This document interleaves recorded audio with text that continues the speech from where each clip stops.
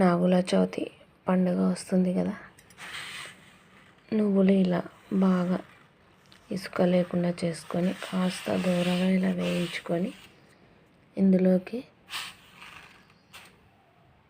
బెల్లం, కాజు కాస్త నేతిలో వేయించుకుందాం. తర్వాత ఇలాచీ పౌడర్, బళ్ళారి కొబ్బరి తురిమినది,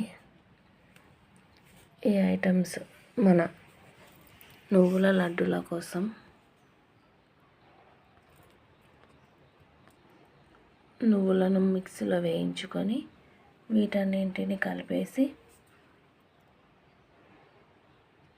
బెల్లంతో కలిపి మిక్సీకి వేసుకొని వీటన్నింటిని కలిపి మనం నువ్వుల లడ్డూలు ఈ పండుగ కోసం ప్రిపేర్ చేసుకుందాం.